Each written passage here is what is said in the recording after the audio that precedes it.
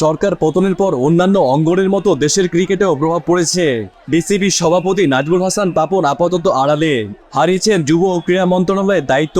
ক্রীড়াঙ্গনকে রাজনীতিমুক্ত করতে ইতিমধ্যে আন্দোলন ও মানববন্ধন শুরু হয়েছে। কিছুটা নিরাপত্তার শঙ্কা দেখা দিয়েছে বিসিবি কার্যালয়ে, আর তাতে সেনাবাহিনীর বাড়তি গুরুত্ব পেয়েছে দেশের ক্রিকেট নিয়ন্ত্রণ সংস্থা। আজ সকালে মিরপুরে সেনাবাহিনী হাজির হয়ে পরিস্থিতি স্বাভাবিক করার চেষ্টা করেছে। আন্দোলন ও মানববন্ধনকারীদের শুরুতে ঢুকতে দেওয়া হয়নি মূল ফটকের ভিতরে। দীর্ঘ সময় ধরে বিসিবি কার্যালয়ে অবস্থান করেছে সেনা সদস্যরা। তবে সবকিছুর পরেও থেমে থাকেনি আন্দোলন। বিসিবির সভাপতি সহ পরিচালনা পর্ষদের পদত্যাগ দাবি করেছে ক্রীড়া সংগঠকরা। আগে থেকে সরব এসব সংগঠক মূলত গতকালকের একটি ঘটনার পরে আরো বেশি উত্তেজিত হয়ে আছেন। অন্তর্বর্তীকালীন সরকারের যুব এবং ক্রীড়া মন্ত্রণালয়ের উপদেষ্টা আসিফ মাহমুদের সাথে দেখা করতে যায় বিসিবির বেশ কয়েকজন পরিচালক, যাদের মধ্যে ছিলেন জালাল ইউনুস, আকরাম খান, মাহবুব আনাম, খালেদ মাহমুদ সুজন। এতে করে তাদের পদত্যাগ চাওয়া সংগঠকদের মধ্যে আরো ক্ষোভের জন্ম নেই। তারই অংশ হিসেবে আজ মিরপুরে হাজির হন মানববন্ধনের জন্য। সার্বিক নিরাপত্তার কথা বিবেচনা করে সেনাবাহিনী নিয়ন্ত্রণের চেষ্টা করে।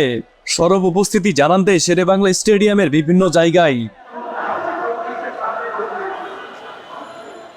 তাদের দাবি ক্রীড়াঙ্গনকে রাজনীতিমুক্ত রাখার, দিতে চান না কোনো বিশেষ দলকে প্রাধান্য। তবে সবকিছু আইসিসির নিয়ম মেনেই করার প্রত্যয় ব্যক্ত করেছেন আমিনুল ইসলাম।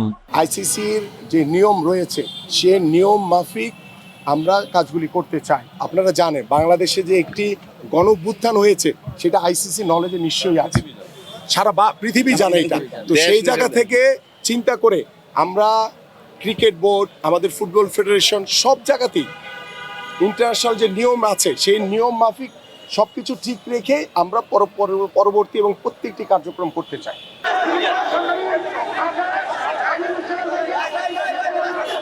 এখন দেখার পালা সবকিছু মিলিয়ে দেশের ক্রিকেট কোন দিকে যাচ্ছে। Shahriar Hossain, daily cricket.